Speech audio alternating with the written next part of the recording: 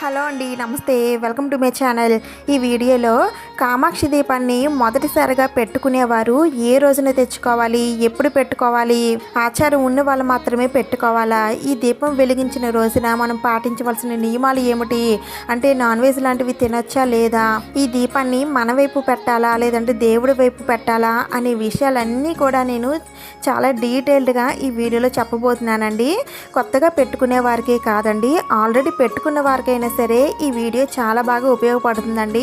ఒక్కసారి ఎక్కడ కూడా స్కిప్ చేయకుండా చూడండి. అన్ని విషయాలు కూడా నేను షేర్ చేస్తాను. ముందుగా కామాక్షి దీపం పెట్టుకోవడం వలన అష్టైశ్వర్యాలు చేకూరుతాయి.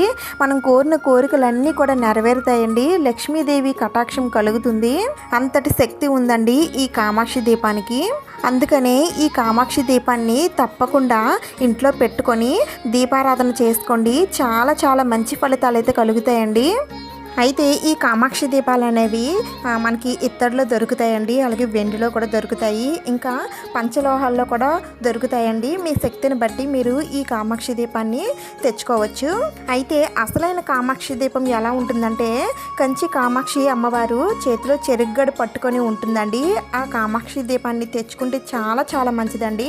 ఇంకా లక్ష్మీదేవి అమ్మవారికి చెరువు వైపున ఏనుగులు అభిషేకం చేస్తున్నట్టు ఉంటుందండి. మీరు దాన్నైనా సరే తెచ్చుకోవచ్చు, మీ స్తోమతను బట్టి తెచ్చుకుందాం.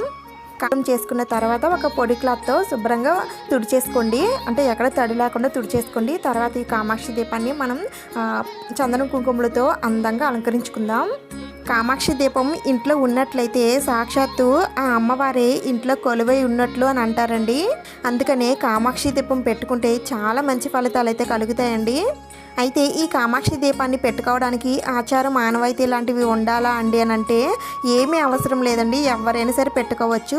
అయితే మన పూర్వకాలంలో అత్తలు కోడలకి, అంటే కొత్తగా వచ్చిన కోడలకి, పెద్ద కోడలకి ఇది సాంప్రదాయంగా వారసత్వంగా ఇచ్చేవారండి. దాన్ని బట్టి ఆచారం ఉన్నట్లుగా భావించి అలా వారసత్వంగా వచ్చింది మాత్రమే పెట్టుకోవాలని అపోహలో ఉన్నారు. కానీ ఈ కామాక్షి దీపాన్ని ఎవరైనా సరే కొని తెచ్చుకొని ఇంట్లో పెట్టుకోవడం వలన ఎలాంటి తప్పు లేదు, ఇంకా చాలా మంచి జరుగుతుందండి. ఒకసారి మీరు ఇలా కామాక్షి దీపం పెట్టుకోండి, మీకే తెలుస్తుంది. అయితే నేను ఇక్కడ అమ్మవారికి ఇలా చందనం కుంకుమలతో బొట్లు అయితే పెడుతున్నానండి. అయితే నేను ఎప్పుడు ఇలానే బొట్లు పెడతానండి. అయితే ఈ కామాక్షి దీపాన్ని మనం ఇంటికి ఎప్పుడు తెచ్చుకోవాలి, పూజా మందిరంలో ఎప్పుడు పెట్టుకోవాలి అని అంటే, కామాక్షి దీపాన్ని మీరు కొని తెచ్చుకోవాలనుకుంటే ఏకాదశి సమయాల్లో కానీ లేదంటే గురువారాల్లో అయినా సరే మీరు కొని తెచ్చుకోవచ్చండి. కానీ అమావాస్య సమయాల్లో కానీ చెవి తేదీ ఉన్నప్పుడు కానీ అస్సలు తెచ్చుకోకండి. పూజా మందిరంలో ఎప్పుడు పెట్టుకోవాలంటే నెలలో వచ్చే పౌర్ణమి రోజుల్లో కానీ లేదంటే శుక్రవారాల్లో కానీ, మనకి రాబోయే శ్రావణ మాసం అయితే వస్తుంది కదండి. శ్రావణ మాసం అయితే చాలా చాలా మంచిదండి. తీయాలండి అని అంటే మంగళవారం పెట్టుకున్నట్లయితే బుధవారం తీయాలండి. అది శుక్రవారం రోజున మీరు పెట్టుకున్నట్లయితే శనివారం తీయాలి. రోజు పెట్టుకున్న వారైతే మంగళవారం శుక్రవారం కాకుండా మిగతా రోజుల్లో తీయండి. మాసం ఇలా అన్నీ కూడా మంచి రోజులో వస్తున్నాయండి.